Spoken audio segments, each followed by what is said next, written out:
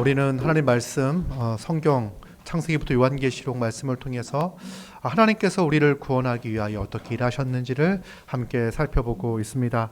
이제 사무엘상 말씀을 통해서 사사시대 말기에 하나님께서 어떻게 일하셔서 또 이스라엘에게 구원을 행하시고 이스라엘에게 왕을 주시고 또 이스라엘을 하나님의 선한 통치와 다스림 가운데 서게 하는지 그 말씀을 살펴보고 있습니다. 우리가 이 사사기를 지나올 때 참 이스라엘 나라가 암울하다라는 생각들을 많이 가졌습니다.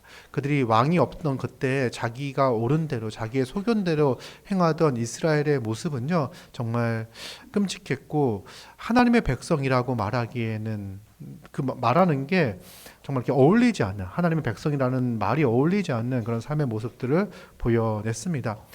사무엘상 전반기를 봐도 마찬가지입니다. 좀 엘리, 제사장인 엘리의 모습과 또 엘리의 두 아들의 모습을 보았을 때 하나님께서 세우신, 이스라엘을 위하여 세우신 그 제사장, 그 가문, 그 그룹이 정말 엉망으로 행하는 모습들을 보면서 정말 이스라엘이 희망이 없구나, 이런 생각들을 갖게 되죠. 이 상황에서 블레셋과 전쟁이 벌어지고 이스라엘은 패배하게 됩니다. 이때 이스라엘은 어떤 생각이 드냐면, 하나님이 우리와 함께 하신다면 이길 텐데, 뭐 이런 생각을 가져요. 하나님이 우리와 함께하면 이길 텐데라는 생각은 잘못된 생각이 아니죠. 그런데 그래서 무슨 생각을 하냐면, 언약궤를 가지고 전쟁에 참여하면 이길 수 있겠다 생각합니다. 언약궤는 하나님의 임재의 상징입니다. 그러나 언약궤가 곧 하나님은 아니에요. 이들은요, 언약궤에 뭐가 담겨 있죠? 하나님의 말씀이 담겨 있는 궤잖아요. 언약이 담겨 있는 궤잖아요. 두 돌판이 담겨져 있고, 그 두 돌판이 상징하는 게 뭐냐면, 하나님께서 말씀하시고 하나님의 말씀으로 이스라엘을 통치하신다라는 것을 나타내는데, 이들은 하나님의 말씀을 듣고 그 말씀에 순종하는 것은 관심이 없고, 그 부족처럼 우상을 섬기듯이 그걸 가지고 전쟁에 참여하면, 언약궤를 가지고 전쟁에 참여하면 이길 거라고 생각을 했습니다.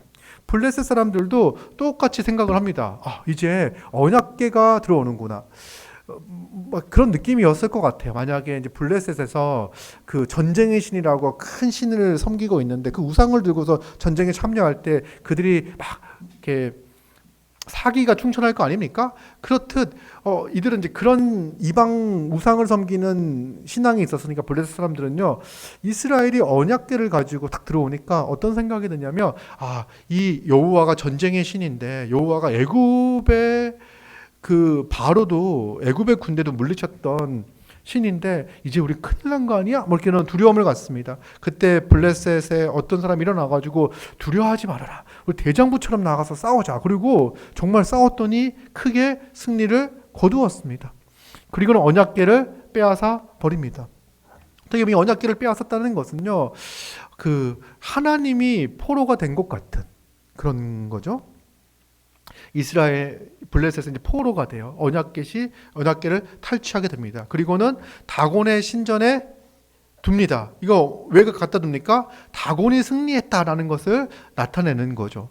그리고 당시 어떤 생각이 있었냐면, 부족과 부족, 국가와 국가의 전쟁을 해서 그 상대방의 신을, 그 우상을 탈취해가지고 그 신전에 갖다가 놓으면은 그 우상의 다른 이방신의 그 능력이 자기들이 섬기는 주신에게 막 흡수된다는 생각을 가지고 있었어요. 그래가지고 언약궤가 사실 언약궤가 하나님이 아니죠. 하나님의 형상도 아니죠. 근데 마치 이방 사람들이 우상을 섬기듯이 언약궤를 다루고 있는 거예요. 하나님이 제일 싫어하는 거죠.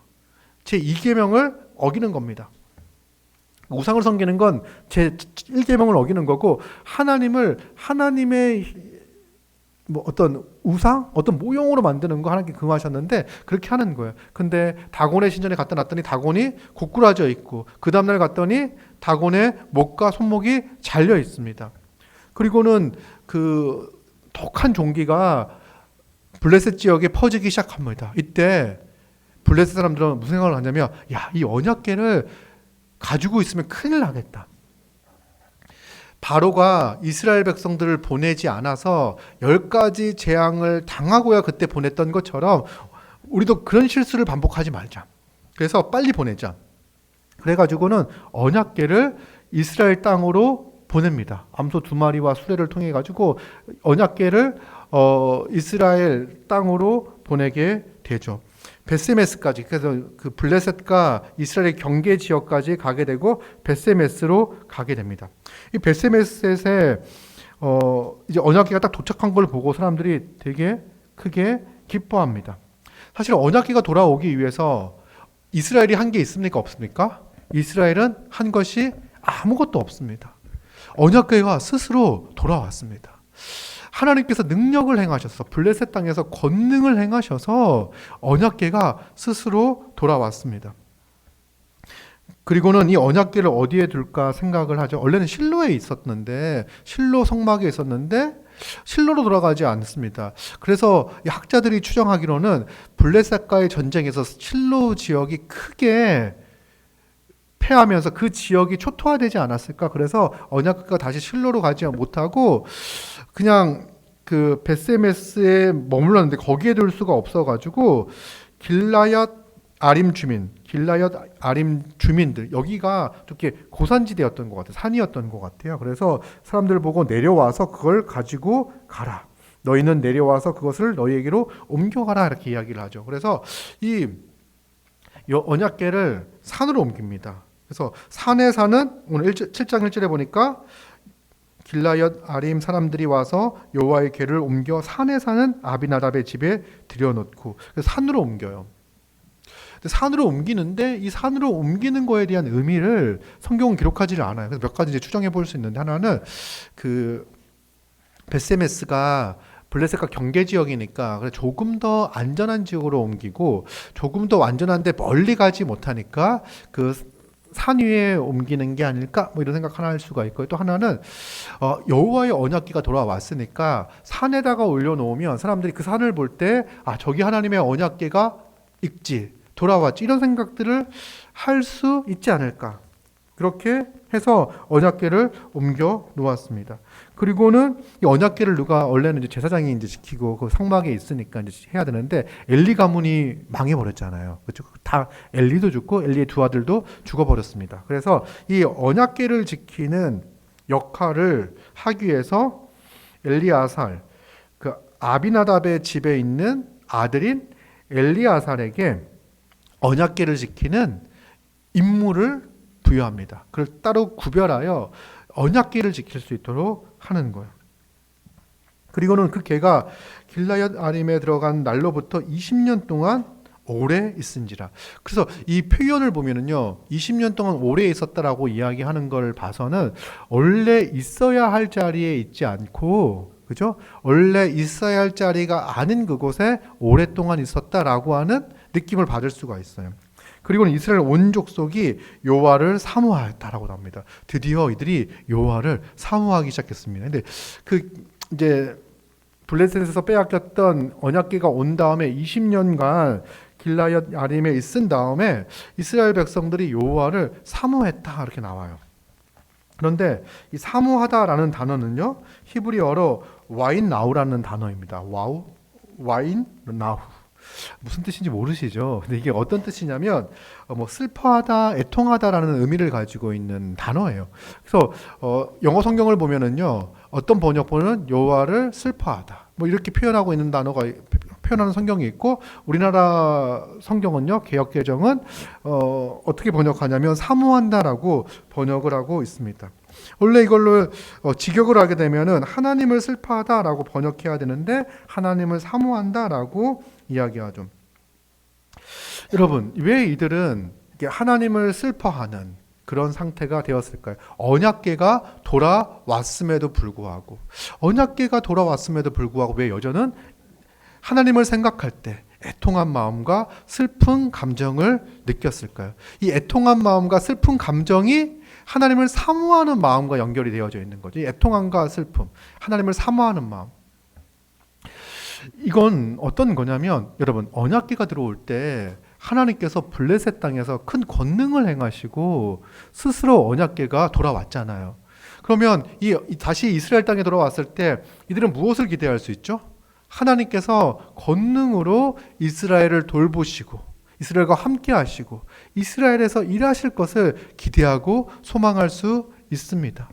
그런데 이스라엘은요, 여전히 변화가 없어요. 여전히 블레셋이 이스라엘의 많은 땅을 차지하고 있고 여전히 블레셋은 이스라엘을 위협하고 있는 상황입니다.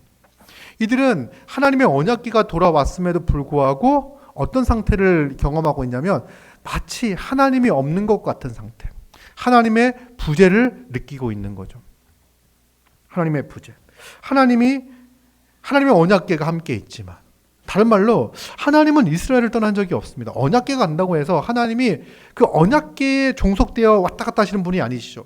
하나님은 이스라엘의 하나님이세요. 이스라엘과 언제나 항상 함께 하시는 분이세요. 그런데 하나님은 항상 이스라엘과 함께 하시지만 이스라엘 사람들은 무엇을 느끼고 있습니까? 하나님의 부재를 느끼고 있는 거예요. 하나님의 권능으로 일하시고 역사하는 것을 기대하지만 하나님이 말씀하지 않는 것 같고 일하지 않는 것 같은 그런 상황을 겪고 있는 겁니다. 이게 슬픔이고 이게 애통함입니다. 사모하는 거죠. 하나님께서 일하실 것을, 하나님 다시 역사하실 것을 사모하는 겁니다. 이때 사무엘이 등장합니다. 드디어 언약궤 이야기가 나오다가 이제 다시 7장에 사무엘이 등장합니다. 사무엘이 이스라엘 온 족속에게 말하여 이르되 만일 너희가 전심으로 여호와께 돌아오려거든. 지금 무엇은 돌아왔습니까? 언약궤는 돌아왔습니다. 언약궤가 돌아온 후 시간이 많이 지났습니다. 그런데 누군 돌아오지 않은 거죠? 사실 계속 그 자리에 있었던 이스라엘은 하나님을 떠나서 돌아오지 않고 있는 거예요. 그래서 사무엘이 이렇게 얘기하는 거죠. 너희가 전심으로 여호와께 돌아오려거든 이방 신들과 아스타롯을 너희 중에서 제거하고 너희 마음을 여호와께로 향하여 그만을 섬기라. 그리하면 너희를 블레셋 사람의 손에서 건져내시리라 말씀하십니다. 여러분, 이스라엘은요 항상 그 자리에 있었죠. 그리고 항상 하나님을 섬겼다고 생각을 하고 있었습니다. 그런데 이들은 실상은요 여호와를 온전히 전심으로 섬기지 않고 있었어요. 실상은 여호와께 전심으로 온 마음으로 돌아온 것이 아니었습니다. 이들은 여전히 하나님과 함께 누굴 섬기고 있습니까? 이방신과 아스타롯을 섬기고 있는 거예요.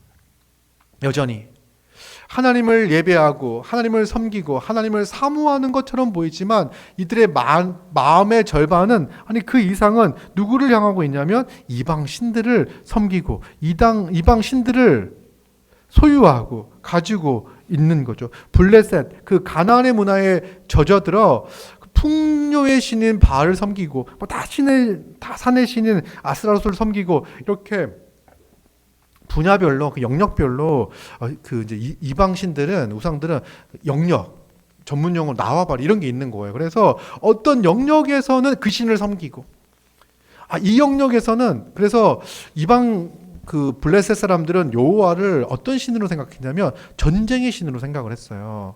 사실 하나님은 전쟁의 신이 아니라 모든 것을 통치하신 유일한 하나님이시잖아요. 생사 화복을 주관하시는 전능하신 하나님이신데 그들은 하나님의 권능을 축소시키고 하나님 아닌 다른 것들로, 우상들, 돌덩어리들 같은 것들로 그들의 신앙과 믿음을 표현하며 우상을 섬기고 있었습니다. 근데 이스라엘도 거기에 동조하여 하나님을 섬기면서 우상들을 함께 섬기고 있는 것을 볼 수가 있습니다. 그런데 이제 사무엘이 다 제거하고 여호와만을 섬겨라 라고 이야기하면서, 그렇게 하면 너희들이 전심으로 여호와만을 섬긴다면 너희를 블레셋 사람의 손에서 건져내실 것이다 라고 말씀하십니다. 그랬더니 이 말을 듣고 이에 이스라엘 자손이 바알들과 아스타롯을 제거하고 여호와만 섬기니라. 와, 정말 이렇게 말 잘 듣던 이스라엘은 오래간만에 보는 것 같아요. 다 이야기하니까 아멘하고 그동안 가지고 있었던 우상들을요 다 제하여 버리고 여호와만 섬깁니다. 사무엘이 또 말합니다.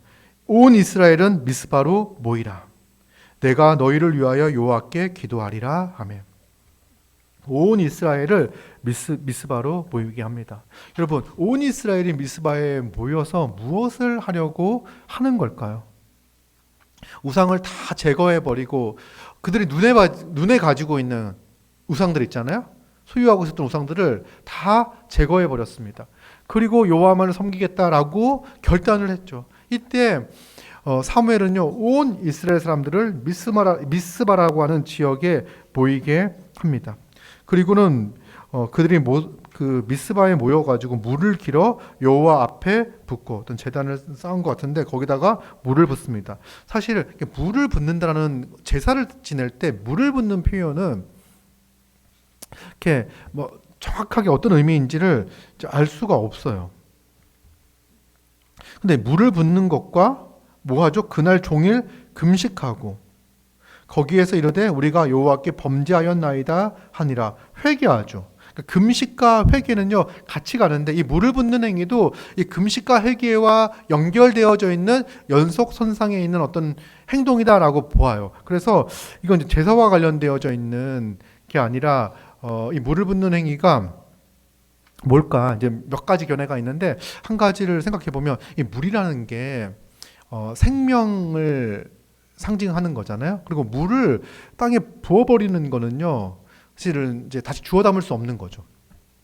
그리고 그거를 포기해 버리는 거죠. 물을 땅에 부어 버리는 거는요. 이 광야 지역 이스라엘 지역에서 물은 정말 귀하고 소중한 것이었습니다. 그 물을 땅에 버려버려요. 그리고 음식을 먹지 않아요. 그러니까 마시는 것과 음식을 금하고 하나님 앞에서 결연하게 서서 무엇을 하냐면 하나님, 내가 하나님 앞에서 범죄하였습니다 라고 회개하는 거예요. 회개. 드디어 이스라엘이 하나님 앞에 나와 회개하기 시작을 하였습니다. 그리고 사무엘이 미스바에서 이스라엘 자손을 다스렸다라고 이야기하죠. 사무엘이 이스라엘 자손들을 다스렸다라고 하는 표현이 7장에만 3번이 나옵니다. 이스라엘을 다스렸다. 사무엘이 다스렸다라고 이야기하는 거는요, 하나님께서 사무엘을 무엇으로 세우신 거죠? 사사로 세우셔서 이스라엘을 통치하고 다스리고 계신 거예요. 그래서 드디어 이제 이스라엘의 왕이 누구신 겁니까? 이스라엘 통치하시는 분이 바로 하나님이신 거예요. 하나님께서 사사를 통해서 그 법을, 하나님의 율법을 시행하는 그 일을 행하고 계신 겁니다. 또 이스라엘 백성들은 그 하나님이 세우신 사사인 이 사무엘의 말에 순종하며 회개하고 돌이키고 하나님을 예배하는 그런 모습으로 변화되어진 것을 볼 수 있습니다. 그런데 지금 그렇게 모여서 회개하고 막 이렇게 이제 있는데 말씀 듣고 회개하고 막 이렇게 하고 있겠죠. 그때 소문이 어디까지 들리냐면 블레셋 사람들에게 들립니다. 야, 이스라엘 자손들이 미스바에 다 모여 있다더라. 그 말을 듣고 어떻게 하냐면 블레셋 사람들이 그들의 방백들이 이스라엘을 치러 올라옵니다. 군대를 일으켜가지고 이스라엘을 공격하러 오는 거예요. 왜 이들은 미스바에 모였다는 이야기를 듣고 공격을 했을까요? 블레셋 사람들이? 첫째, 다 모여 있으니까 한 번에 이겨버리려고. 사실은 전쟁할 때 이렇게 뭔가 힘이 응축되어져 있는데 거기에 맞서 싸우는 거는요, 이렇게 전술상 그렇게 좋은 건 아니에요. 그렇죠? 이렇게 흩어져 있는 적들을 이렇게 한 명 이렇게 하나씩 무찔러 가는 게 낫지. 그래서 아마도 이게 이스라엘이 모여 있다라는 얘기를 듣고선 블레셋의 위협을 느낀 것 같아요. 그러니까 사람들이 모인다 그러면요, 아, 이들이 모여서 할 일이 뭡니까? 회개할 거라고는 생각도 못했겠죠. 모여가지고 전쟁을 준비하나 보다 생각을 했을 거예요. 지금 이제 전쟁이 일어나면요, 뭐 이스라엘이랑 지금 팔레스타인 그 지역에서 막 이렇게 전쟁을 하고 있는데 그 근처에 막 사람들을 집결시키고 있잖아요. 전차와 군인들을 집결시키고 있으면 이제 폭풍전야예요. 언제 큰 전투와 전쟁이 시작되겠구나라고 하는 것을 알 수 있죠. 그래서 블레셋은 그것을 알고선, 그런 생각을 가지고선, 그렇게 생각을 하고선 먼저 선제 공격을 하러 치러 올라옵니다.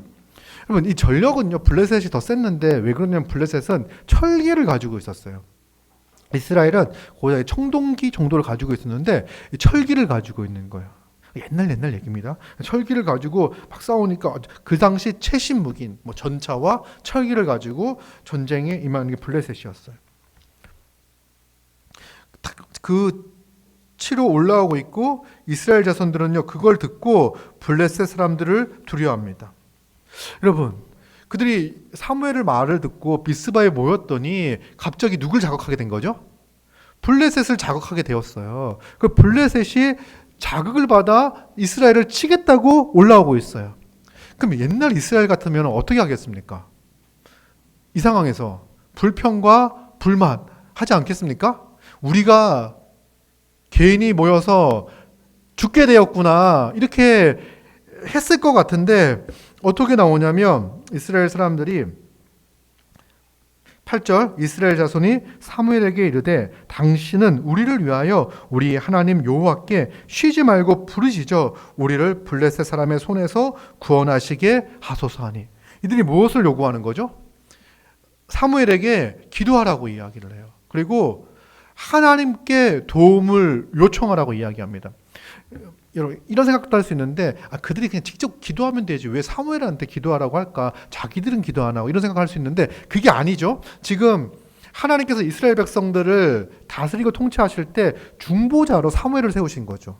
그러니까 어떤 그림을 좀 생각하시면 좋냐면 모세가 이스라엘 백성들을 대표하여 하나님 앞에 서는 거죠. 또 이스라엘을 대표하여 중재하여 하나님 앞에 나아가 간구하고 기도했던 역할을 모세가 했던 거예요. 그래서 이들이 사무엘한테 가가지고 쉬지 말고 여호와께 부르짖으십시오라고 이야기하는 거는 한편으로는 이들이 하나님을 의지하고 하나님께 간구하고 기도하는 거예요. 자기들의 소원과 기도를 중보자인 사무엘에게 가가지고 이야기하는 거죠. 그래서 우리는 이제 기도할 때 우리의 중보자가 누구입니까? 예수 그리스도잖아요. 그리고 우리 기도할 때 예수 그리스도의 이름으로 기도하는 거예요. 여러분 이제 더 이상 사람의 중보자가 있는 게 아니에요. 우리 주 예수 그리스도가 우리의 중보자가 되세요. 그렇게 사무엘에게 가가지고 쉬지 말고 부르짖어라. 우리를 블레셋 사람의 손에서 구원하시게 하소서. 하나님께서 하나님의 그 권능으로 우리를 블레셋에서 우리를 구원하실 수 있다라고 하는 믿음을 표현을 하는 겁니다. 그때 사무엘이 젖 먹는 어린 양 하나를 가져다가 온전한 번제를 다 태워버리는 번제를 여호와께 드리고 이스라엘을 위하여 여호와께 부르짖으매 여호와께서 응답하셨더라. 사무엘이 번제를 드릴 때 블레셋 사람이 이스라엘과 싸우려고 가까이 오매. 여러분 막 싸우려고 오면 어떻게 해야 됩니까? 전쟁해야 되잖아요. 근데 사무엘은 제사를 드리고 있어요. 번제를 드리고 있어요. 뭐 하는 거죠? 하나님께서 싸우실 것을 기대하고 소망하고 의지하고 신뢰하고 있습니다. 이때 그날의 여호와께서 블레셋 사람에게 큰 우레를 발하여 그들을 어지럽게 하시니 그들이 이스라엘 앞에 패한지라. 우레, 천둥, 팡팡팡, 팡팡팡 너무 작나요? 팡팡팡 치면서 이들이 크게 두려움에. 여러분 이게 어느 정도 크기의 소리였는지 모르겠지만 정말 오금이 저릴 정도로 무서운 공포스러운 천둥이 치고 그들은 그 소리를 듣고 패닉에 빠진 것 같아요. 이게 이 표현이 어디에 나오냐면 한나의 기도 가운데 여호와께서 우레를 발하셔서 적들을 치신다. 2장 10절에 보면 여호와를 대적하는 자는 산산이 깨어질 것이라 하늘에서 우레로 그들을 치시리로다. 여호와께서 땅끝까지 심판을 내리시고 자기 왕에게 힘을 주시며 자기 기름 부음 받은 자의 뿔을 높이시리로다 하니라 이렇게 말씀하셨는데 기도했는데 이 기도의 표현대로 하늘에서 큰 은혜가 발하고 그들은 어지럽게 되고 이스라엘 앞에서 크게 패하게 됩니다. 이스라엘 사람들은 미스바에서 나아가서 블레셋 사람들을 추격해서 백갈 아래에 이르기까지 쳐서 큰 승리를 거두게 됩니다. 누가 승리한 겁니까? 하나님께서 이스라엘을 승리케 하셨습니다. 하나님을 사모했던 하나님의 부재로 슬퍼했던, 하나님의 권능이 나타나지 않아 큰 어려움을 겪고 있었던 이스라엘이 드디어 어떻게 하였습니까? 자기들이 섬기던, 하나님과 함께 섬기던 우상들을 제하여 버리고 제거해 버리고 하나님을 섬기며 이제 하나님 앞에 나와 자기들이 지금까지 하나님 앞에 범죄한 모든 것들을 구하고 회개하고 돌이켰습니다. 그리고 강한 대적이 크게 발하여 일어났을 때 그들이 블레셋과 싸우기 위해서 힘을 키운 것도 아닌데 하나님이 개입하셔서 블레셋을 크게 치시고 또 크게 치시고 이스라엘에게 승리를 가져다 주셨습니다. 그래서 사무엘이 이 사건을 크게 보고 어떻게 하냐면 사무엘이 돌을 취하여 미스바와 센 사이에 세워 이르되, 돌을 세우는 거예요. 기념비를 세우는 거예요. 왜 기념비를 세웁니까? 하나님께서 행하신 이 일을 잊지 말아라. 돌은 잘 없어지지 않잖아요. 돌에 새기는 거예요. 기념비를 세우는 거예요. 그 돌을 볼 때마다 하나님께서 승리케 한 이 상황과 이 사건 가운데서 승리케 하신 하나님을 기억하라. 하나님 앞에 자신의 죄를 자복하며 회개하며 돌아서며 하나님의 권능을 의지했더니 하나님께서 승리케 하셨다라고 하는 그 사실을, 그 사건을 기억하라는 의미에서 이제 돌을 세웠습니다. 그리고 그 이름을 에베네셀이라고 이야기했습니다. 여호와께서 여기까지 우리를 도우셨다 하고 그 이름을 에베네셀이라고 지었습니다. 하나님께서 도우셨다는 뜻입니다. 이에 블레셋 사람들이 굴복하여 다시는 이스라엘 지역 안에 들어오지 못하였으며 여호와의 손이 사무엘이 사는 날 동안에 블레셋 사람을 막으시매 블레셋 사람들이 이스라엘에게서 빼앗았던 성읍이 에그론부터 가드까지 이스라엘에게 회복되니 드디어 그 빼앗겼던 성읍을 회복하게 되었어요. 그리고 다시는 사무엘이 있는 동안, 여러분 사무엘이 다스린다는 건 뭐냐면 이스라엘 백성들이 하나님의 말씀을 사랑하고 그 말씀에 순종하며 자신의 죄악들을 돌이켰을 때 이방의 적들이 이스라엘을 괴롭히지 못했다는 거예요. 하나님이 주시는 이 평화와 평안을 누리게 되었습니다. 그리고 그 회복되는 이스라엘이 그 사방 지역을 블레셋 사람의 손에서 도로 찾았고 또 이스라엘과 아모리 사람 사이에 평화가 있었더라. 그리고 블레셋뿐만 아니라 또 강한 적이었던 아모리 족속과도 평화를 유지하게 되었습니다. 이것이 하나님께서 본래 이스라엘 땅에 가나안 땅에 이스라엘 백성들을 두게 하시고 이스라엘이 누리게 하려고 했던 그 모습이었습니다. 이게 회복이 되어지는 거예요. 15절 사무엘이 사는 날 동안에 이스라엘을 다스렸으되 해마다 베델과 길갈과 비스바로 순회하여 그 모든 곳에서 이스라엘을 다스렸고 라마로 돌아왔으니 이는 거기에 자기 집이 있습니다. 거기서도 이스라엘을 다스렸으며 또 거기에 여호와를 위하여 제단을 쌓았더라. 이렇게 나와 있습니다. 이제 사무엘을 통하여 하나님이 통치하시고 다스리는 시대가 바로 평화의 시대였음을 성경은 이제 말하고 있습니다. 오늘 본문을 보면서 우리가 몇 가지 한번 생각해 보았으면 좋겠습니다. 먼저 이스라엘 백성들이 이제 회개하는 모습을 보게 됩니다. 여호와께 돌이키는 모습을 보게 되죠. 여호와를 섬기는 모습을 보게 됩니다. 여러분, 이스라엘은요 하나님을 섬겼습니다. 그런데 이렇게 얘기해요. 이스라엘은 한 번도 하나님을 섬기지 않았던 적이 없다. 그런데 뭐가 문제였습니까? 하나님과 함께 무엇을 섬겼죠? 우상을 겸하여 섬겼습니다. 이거는요 하나님을 섬기는 방식이 아니에요. 하나님을 모욕하는 방식이죠. 하나님의 말씀과 하나님의 계명을 어기는 방식이에요. 이들은 계속해서 하나님과 우상을 겸하여 섬기고 있었습니다. 이거는요 전적으로 하나님을 신뢰하고 하나님을 의지하지 못했기 때문에 그런 모습들이 있었습니다.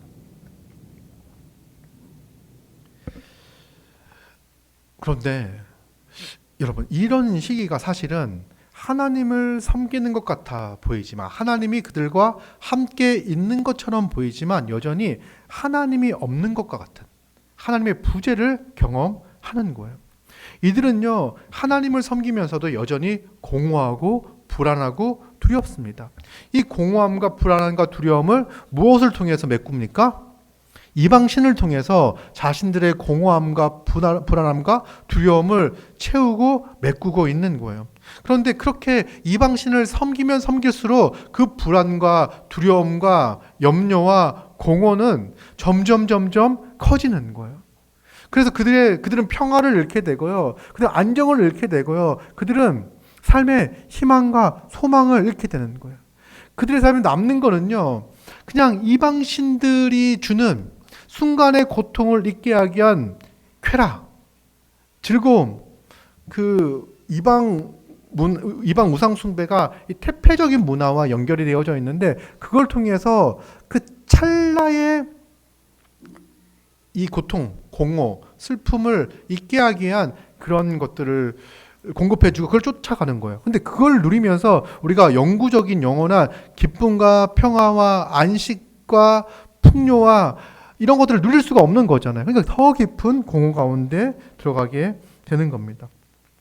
여러분, 우리의 인생 가운데 우리는 하나님의 부재를 느끼고 경험하고 있지는 않습니까? 나는 하나님을 믿습니다. 하나님을 사랑합니다. 나는 예수 그리스도를 나의 구주로 영접했습니다. 라고 말은 하지만 일상 가운데 마치 하나님이 없는 것처럼, 하나님의 권능이 내 인생 가운데 나타나지 않는 것 같은 그런 순간들, 그런 것들을 경험하고 있지는 않습니까? 그 이유가 뭘까요? 우리에게 적용해 보는 거예요. 우리는 정말 하나님의 부재를 느끼며 경험하고 살고 있지는 않은가? 우리도 마찬가지로 하나님 아닌 다른 것들로부터 만족을 얻으려고 하고, 하나님 아닌 다른 것들을 의지하려고 하고, 하나님 아닌 다른 것으로 이 공허함을 채우려고 한다는 거는요, 하나님 아닌 다른 것들을 섬기고 그것들을 우상으로 삼고 살아가는 거예요. 여러분, 하나님 아닌 다른 것들이 여러분들의 인생을 차지하고 있는 거, 하나님의 자리를 차지하고 있는 거, 그것을 가지면 내 인생이 행복해질 거다. 그것을 가지면 내 인생은 안정을 얻을 것이다. 내 인생이 안전할 거다 라고 생각하는 거, 내 인생 그것을 얻어야 내 인생이 행복해질 거야 라고 생각하고 막 추구하고 있는 그런 방향들이 있지는 않습니까? 그래서 거기에 몰입되어, 거기에 매몰되어 내 인생을 사용하고 있는 거예요. 쓰고 있는 거예요. 그래서 그 순간 하나님이 없어도 하나님의 부재가 이상하지 않는, 낯설게 느껴지지 않는 그런 상태가 지속되는 거죠. 여러분, 우리의 진짜 큰 문제는 뭐냐면,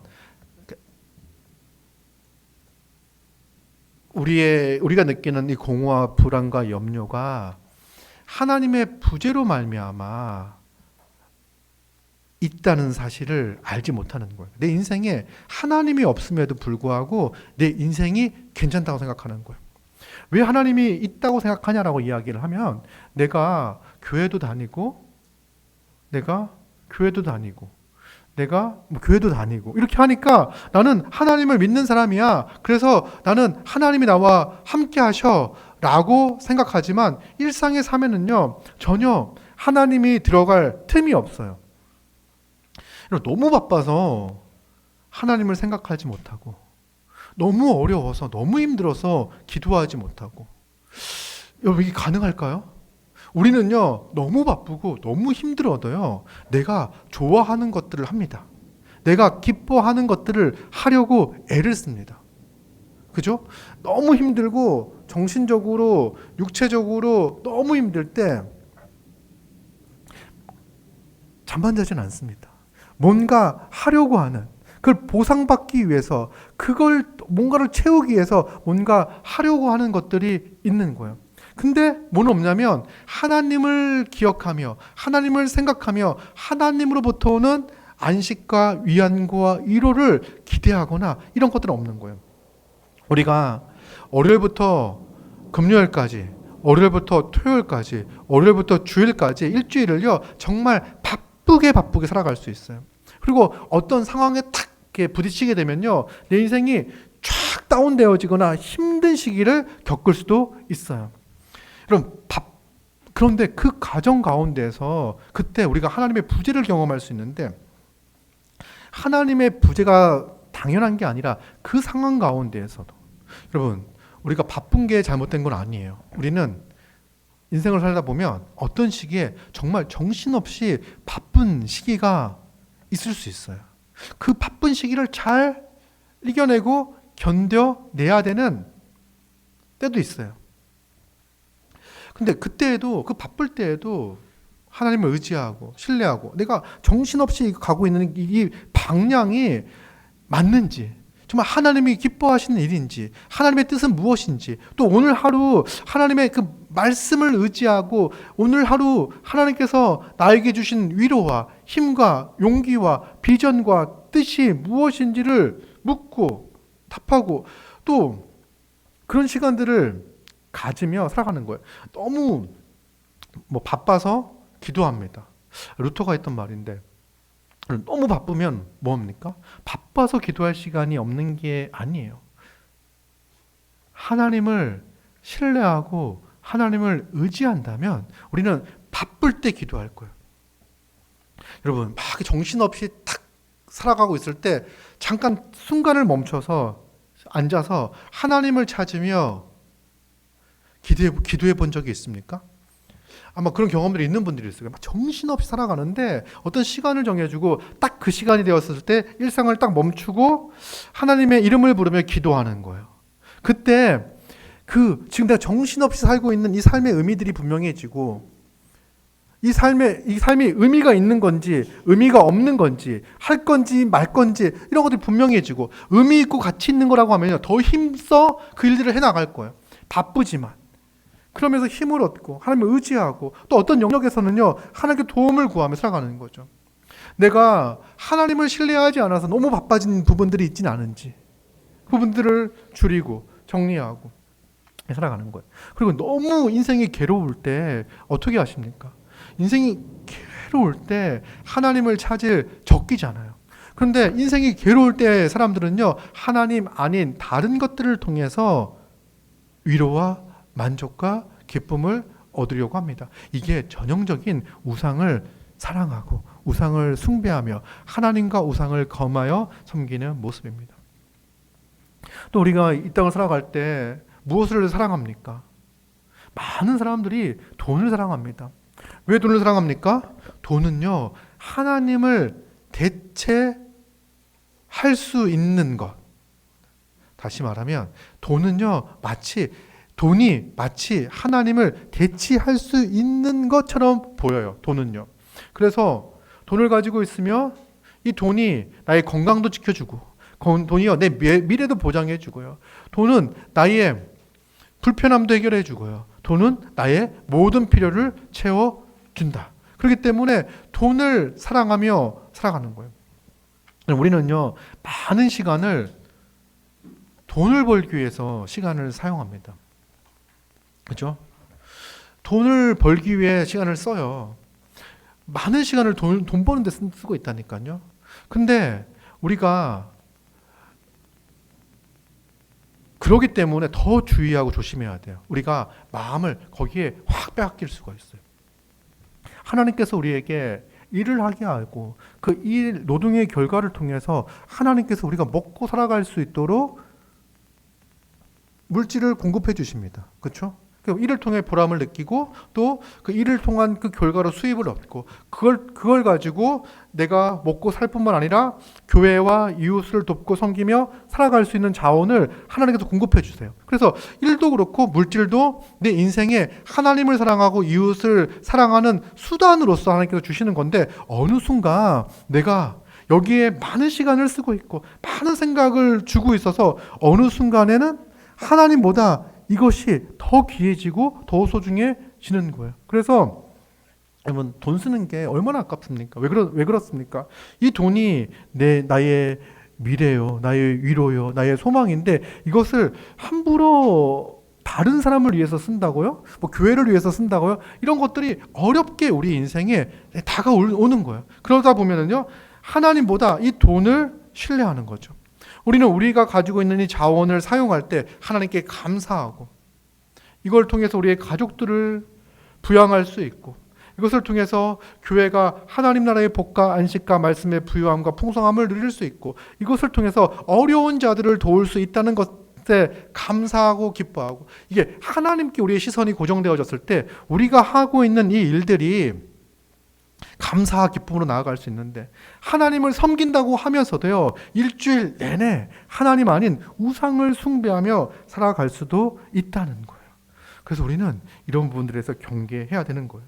그럼 우리 안에 있는 우상은 무엇이 있습니까? 나는 언제 하나님의 부재를 느낍니까? 하나님의 부재를 느끼는 것이 여러분들에게 두려움이 됩니까? 하나님이 부재하시는 거, 하나님이 내 인생에 일하시고 역사하지 않는 것 같은 그 순간이 두려움이 되어야 하는 거죠. 그때 우리는 하나님 앞에 나아가 지금 우리가 사랑하고 있는 모든 우상들을 제거해버리고 하나님 앞에 서서 진실되게 회개하고 우리의 범죄를 돌이켜야 됩니다. 여러분, 정말 이 회개가 너무너무 중요한데, 이 회개가 단회적이지 않아요. 지금 미스바에 모여가지고도 이제 이 모임이 며칠간 계속되었던 것 같아요. 그래서 이제 블레셋도 긴장을 하고 동원이 되어지는데, 우리도 하나님 앞에 이 하나님의 영광스러움과 하나님의 위엄과 하나님의 크심을 딱 보았을 때 그 위엄에 압도되어 우리의 이 죄악된 모습들이 보입니다. 우리 죄인됨이. 그때 우리의 범죄와 우리의 죄악들을 회개하고 돌이킵니다. 그뿐 아니라 우리의 일상 가운데서 우리 어떤 태도를 가지냐면, 계속해서 나는 죄인입니다. 오늘도 은혜가 필요한 자입니다. 또 하나님께 나를 구원하여 주시고 그리스도 안에서 새로운 존재가 되게 하셨는데, 그 은혜에 걸맞지 못하는 삶의 모습들, 행동들, 생각들, 태도들이 있지 않습니까? 그럴 때마다 하나님 앞에 나아가 우리의 범죄함을 놓고 기도하는 거예요. 회개하는 거예요. 돌이키는 거예요. 그리고 기도하며 우리가 사랑하고 있는 우상들을 제거해 버리는 거예요. 그리고 기도하는 거예요. 제거하는 게 어렵잖아요. 그냥 하나님의 도움을 구하며 간구하고 기도하는 거예요. 우리가 매일매일 말씀 앞에 서서 말씀에 비추어 우리 죄악들을 돌아보며 회개하는 우리 모두가 되었으면 좋겠습니다. 이제 이스라엘 백성들이 이렇게 회개할 때 하나님께서 이제 이스라엘 백성이 큰 은혜를 베풀어 주시는데, 다 모이게 해요. 그렇죠? 다 모이게 해서 함께 말씀을 듣고 함께 회개하고 돌이키게 하는 거예요. 이거 되게 의미가 있어요. 왜 그러냐면, 한 명 한 명이 개개인이 회개하고 돌이키는 게 너무 중요하죠. 개인의 회심. 우리는 무엇에 관심을 가져야 되냐면, 나 개인은 정말 돌이켰는지. 자기는 알잖아요. 그렇죠? 내가 그 십자가 복음을 듣고 나의 죄인됨을 알고 하나님 앞에서 진실로 돌이켰는지는 본인이 알잖아요. 개인의 회심과 돌이킴 매우 중요합니다. 그런데 그보다 더 중요한 거는요, 하나님의 백성이 한 말씀을 듣고 함께 돌이키고 함께 하나님 앞에 온전히 서는 게 중요합니다. 그래서 사무엘은요, 위험을 무릅쓰고 모든 이스라엘 백성들을 미스바로 모이게 하였습니다. 그리고는 이 말씀 안에서, 한 말씀 안에서 회개하고 돌이켜도록 촉구하는 거예요. 여러분, 우리도 마찬가지예요. 우리도 한 말씀 안에서 함께 모여, 한 장소에 모여 함께 말씀을 듣고 함께 돌이키고 함께 회심하는 것들이 너무나 중요합니다. 여러분, 우리는요, 교회로 모인 우리는요, 공통의 경험을 가지고 있어요. 우린 같은 말씀을 들었어요. 성경의 말씀. 그리고 예수 그리스도가 구원자라는 이 복음을 들었어요. 성경을 통해서 우리는 우리의 죄인됨을 알게 되었습니다. 그리고 예수 그리스도가 우리를 구원하기 위하여 십자가에 달려 죽으셨다는 사실, 나를 구원하기 위하여 십자가에서 죽으셨다는 사실을 듣게 되었어요. 그리고 이 사실을 믿을 때 그리스도와 합하여 그 십자가의 죽음에 참여한 자가 된다는 사실을 알게 되었어요. 그리고 우리는 믿음으로 고백합니다. 나는 죄인입니다. 나는 하나님 앞에서 결코 용서받을 수 없는 극악무도한 죄인입니다. 나의 마음속 본성에서부터 악한 것이 가득한 죄인입니다. 나 스스로는 어떤 거룩도 이룰 수 없는 자입니다. 주여, 나를 긍휼히 여겨주시옵소서, 나를 불쌍히 여겨주시옵소서 간구하죠. 그때 하나님께서 우리를 위하여 준비하신 구원자 예수 그리스도를 밝히 보게 합니다. 나의 죄를 대신하여 나의 죄를 짊어지시고 십자가에 달려 죽으신 예수 그리스도를 밝히 보게 하십니다. 그리스도의 죽음이 나의 죽음이고 그리스도의 그 부활이 나의 부활이라는 사실을 말씀을 통해 분명하게 알게 하셨어요. 그래서 십자가를 바라보고 회개하고 돌이킨 우리는요, 그리스도 안에서 제사함과 용서함을 받았어요. 그리고 그리스도 안에 있는 우리는 하나님이 보시기에 그리스도 안에 있는 자여 하나님의 거룩한 자녀로 우리를 보시죠. 우리는 하나님의 거룩한 자녀가 되었습니다. 그리고 이제 예수 그리스도를 우리의 왕으로, 우리의 주인으로 고백하고 한 몸, 한 가족 된 교회의 일원이 되었습니다. 그리고 이 나무 십자가 교회를 우리가 속할 이 지역 교회로 여기고 믿음의 고백을 하고 이 교회에 속한 자가 되었어요. 우리도 그 사무엘이 미스바에 모이게 한 것처럼 우리도 매 주일마다 함께 모여 함께 말씀을 듣고 그 함께 이 말씀에 대해 아멘으로 반응하는 거예요. 우리는 이걸 진짜 중요하게 생각해요. 그래서 한 말씀을 듣는 걸 중요하게 생각하죠. 그리고 듣고 끝나는 게 아니라 그 말씀을 정말 모두가 그 말씀을 동일하게 이해했는지를 확인하는 것. 이게 설교 나눔을 통해서 확인을 해요. 그리고 이 말씀 앞에 아멘으로 믿음으로 함께 반응하는 것.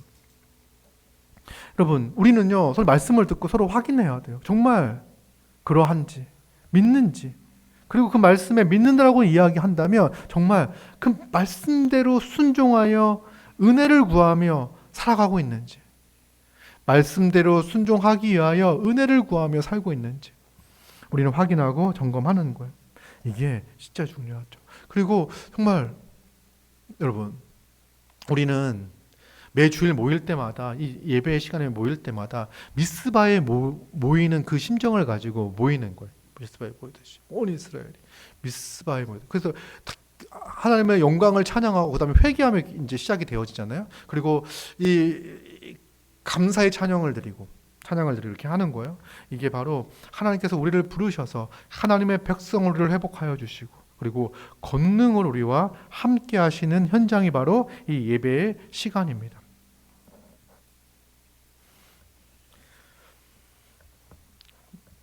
그런 기대와 소망을 가지고 함께 예배에 참여하였으면 좋겠습니다.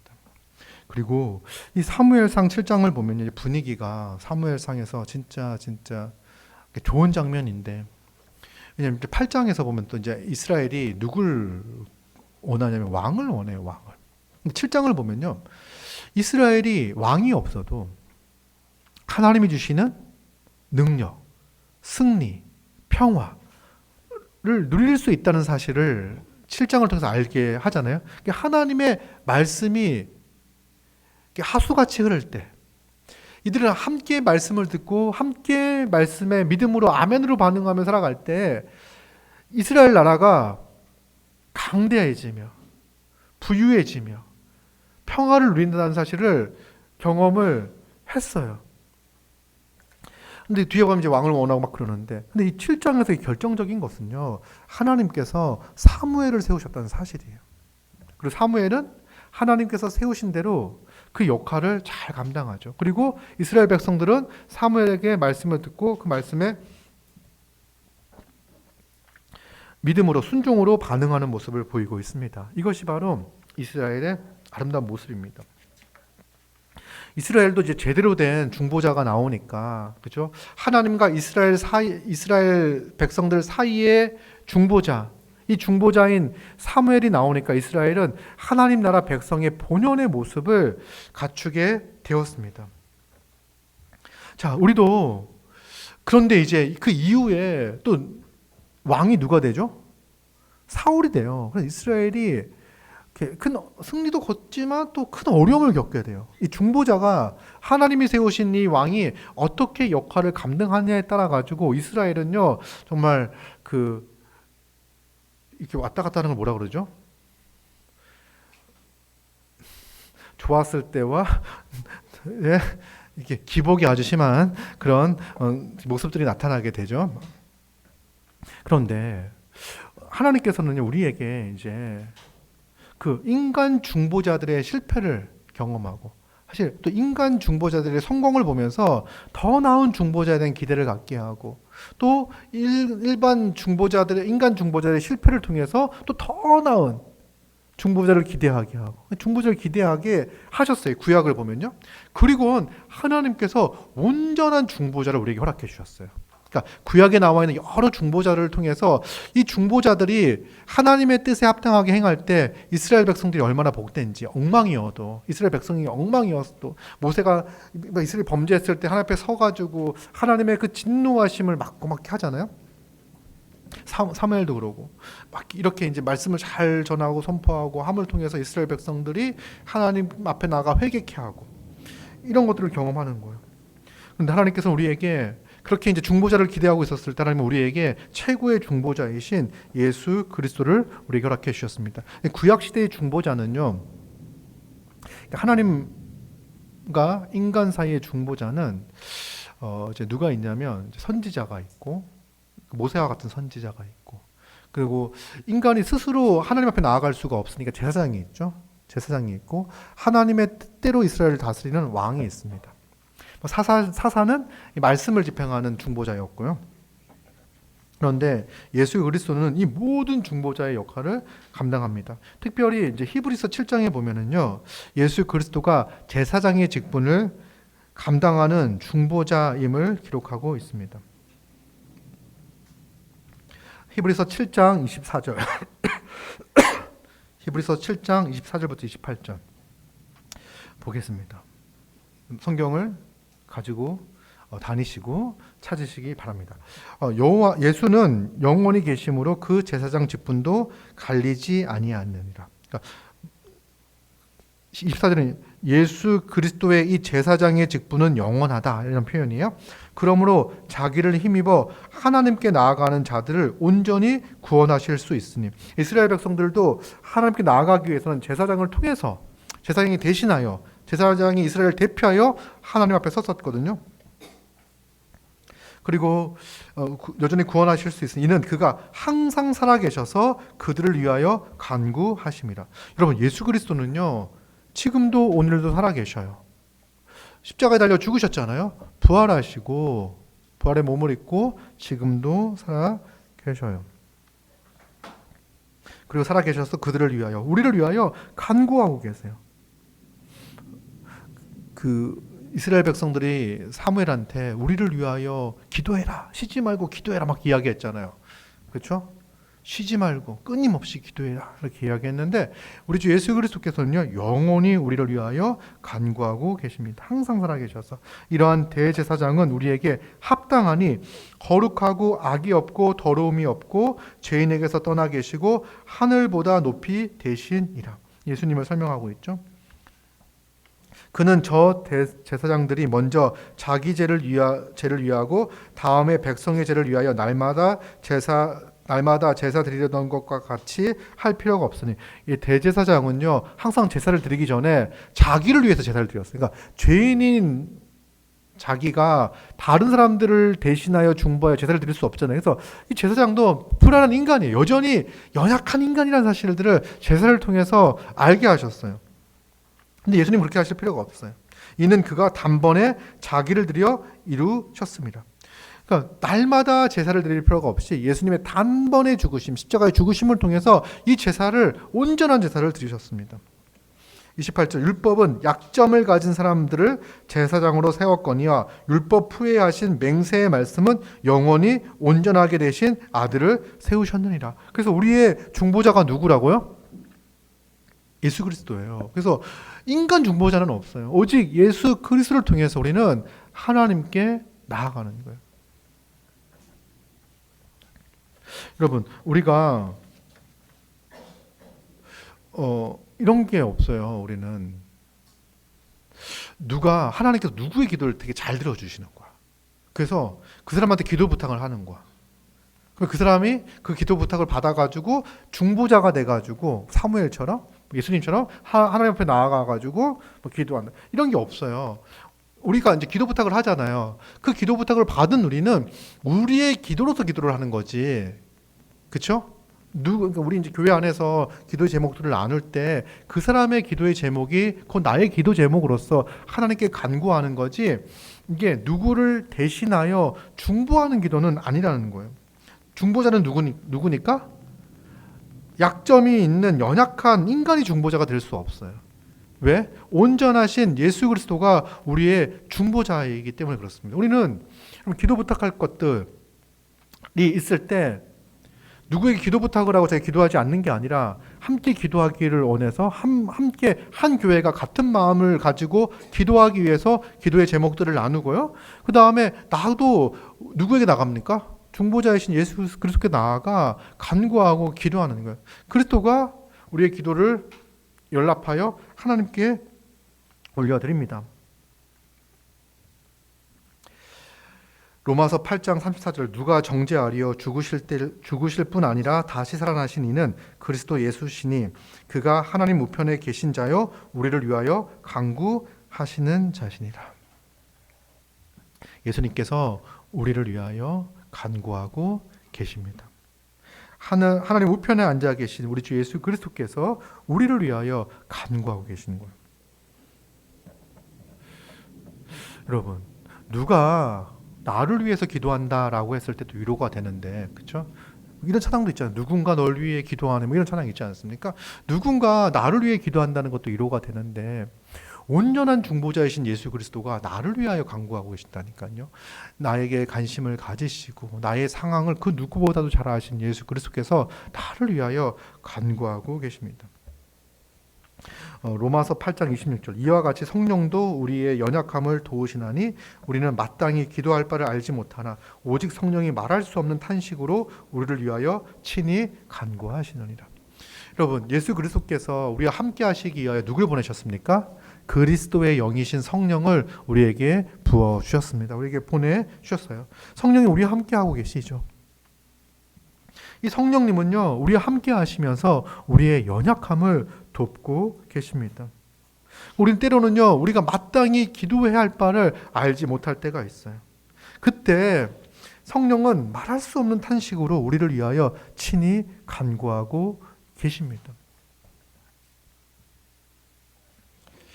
사랑하는 성도 여러분, 하나님께서 우리에게 참된 온전한 중보자이신 예수 그리스도를 보내시고 또 성령을 보내셔서 성령이 우리와 함께 하시며 우리를 인도하고 계신다는 그 사실들, 이 사실들을 기억하시기 바랍니다.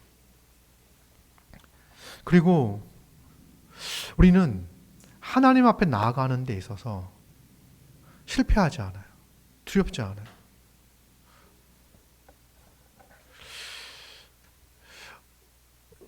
하나님께서 이스라엘 백성들에게 사무엘을 딱 주셨을 때 사무엘의 말이 땅에 떨어지지 않게 하시고, 그래서 이스라엘 사람들은 사무엘이 하나님이 보내신 사람이구나라는 것들을 확신하게 되고, 그리고 그러기에 또 사무엘의 말에 사무엘이 전하는 그 하나님의 말씀을 듣고 순종하며 나아갔죠.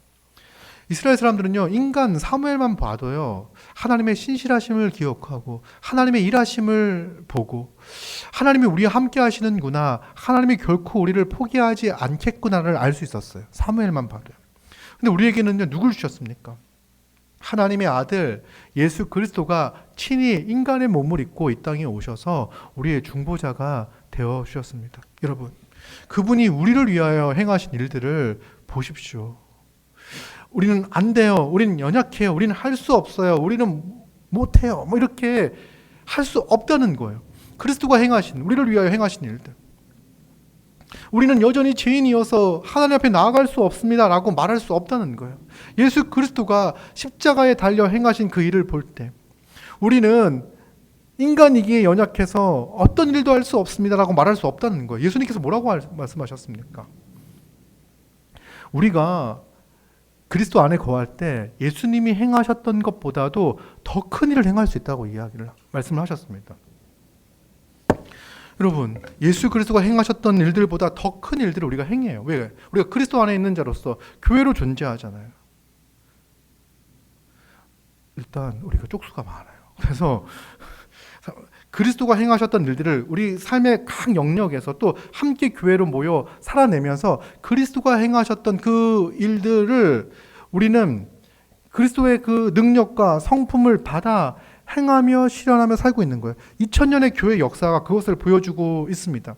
2000년의 교회 역사가 그리스도가 보내신 성령의 사람들, 그리스도가 믿음으로 말미암아 그리스도가 보내신 영, 성령을 받은 자들이 어떻게 작은 그리스도인으로서 그리스도 안에 있는 존재로서 어떻게 힘있게 살아가며 힘있게 사랑하며 자기의 목숨을 아끼지 않고 하나님을 사랑하며 교회를 사랑하며 살아갔는지를요 2000년의 교회 역사를 통해서 우리는 보고 있습니다. 그리고 우리는 교회 안에서 그것들을 경험하고 있습니다.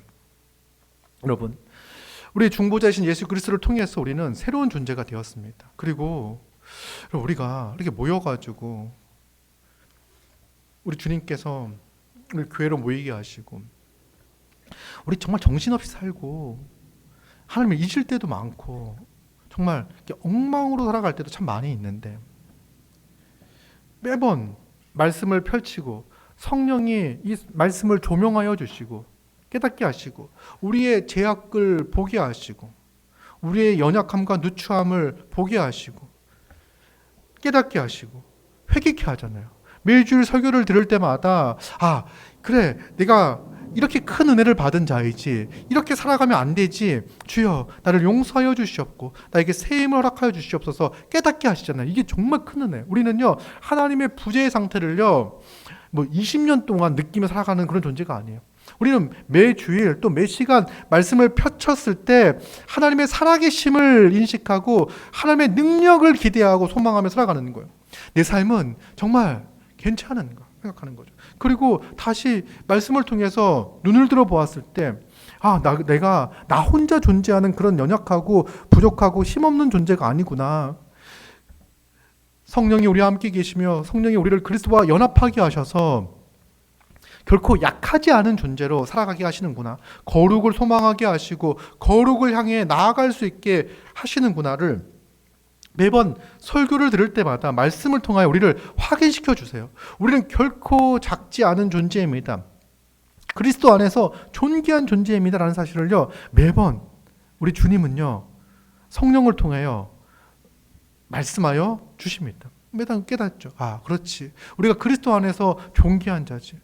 그리고 딱 그 믿음을 시선을 들고 주위를 바라보면은요 정말 바라볼까요? 주위를 바라보면요 주위를 바라보면은 옆에 봅시다.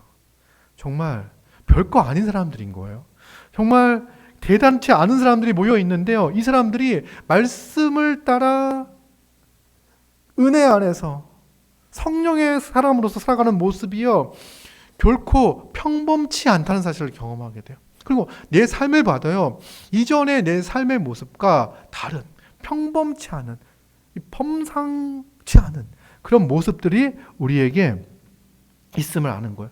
누가 이런 삶을 살게 하셨습니까? 누가 우리를 이런 삶을 살게 하셨습니까? 우리 주 예수 그리스도, 우리의 참된 중보자 되신 예수 그리스도가 우리를 당당히 하나님 앞에 서게 하셨고 하나님이 주시는 모든 무한한 은혜를 다 받아 누리며 살게 하신 거예요. 이것이 바로 우리에게 주어진 은혜입니다.